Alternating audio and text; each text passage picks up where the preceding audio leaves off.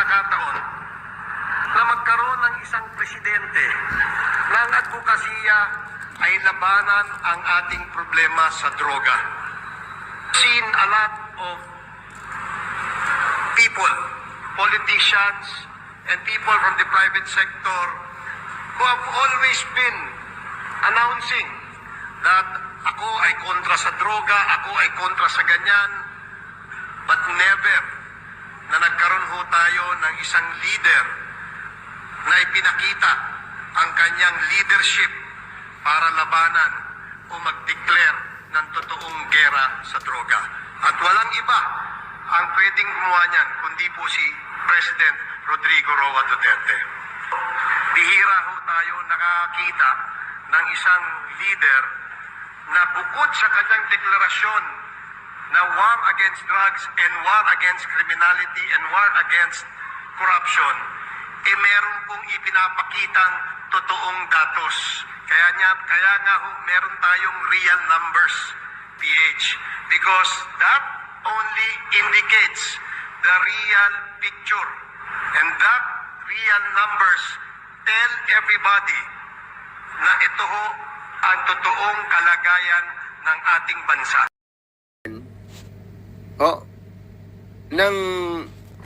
Kung umayos ba ang ating mga pamayanan, umayos ba? Kayo po, kayo mismo, kayo pong mga mamamayan.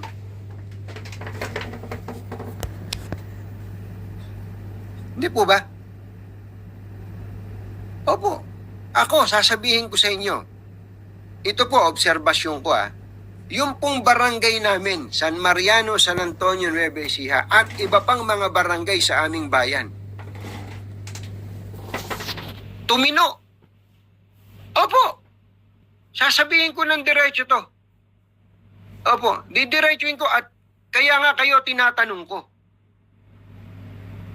Kayo tatanungin ko. Nung bang panahon ninyo, ano nangyari sa nung panahon ni Duterte, ano ba nangyari sa mga barangay ninyo? Hindi po ba? Huwag tayong magkunwari doon. Oo, hindi po natin sinasabi na walang paglabag sa karapatang pantao.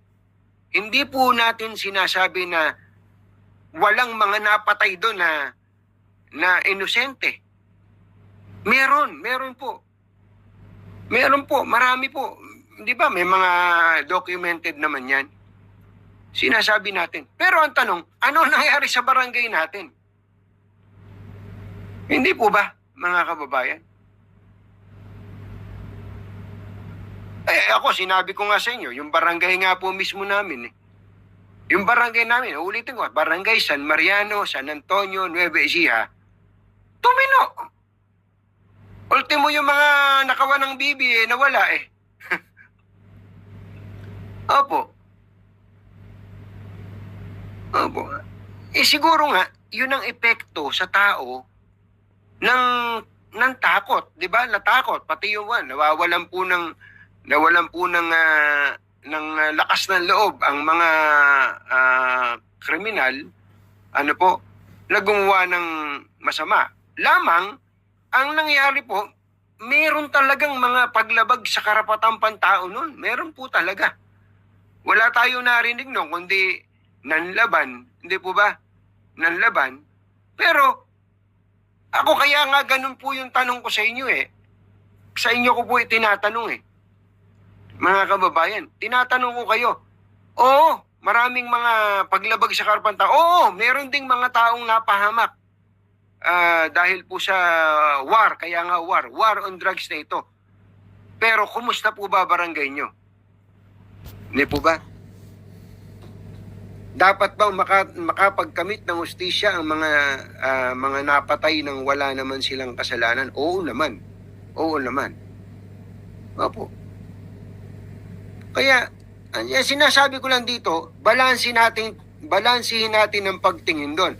Am I justifying the killings, illegal killings? No.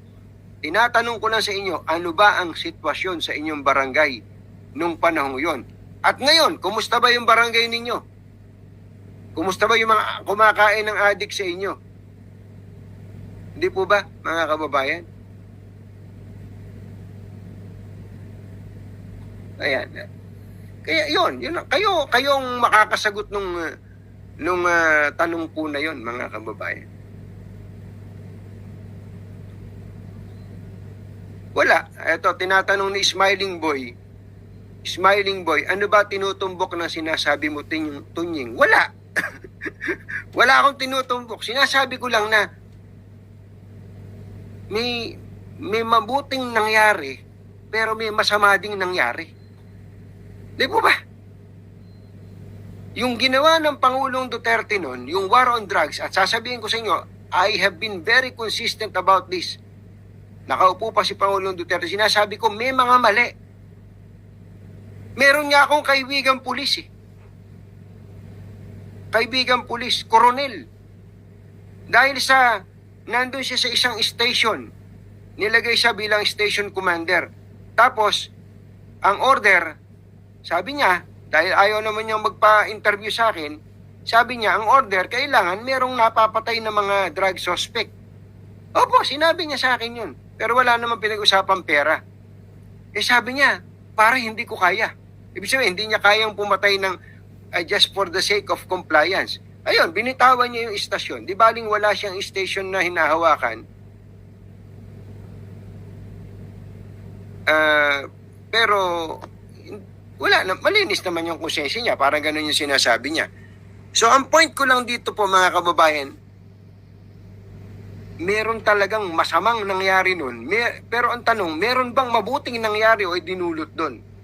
Kaya nga kailangan laging dalawa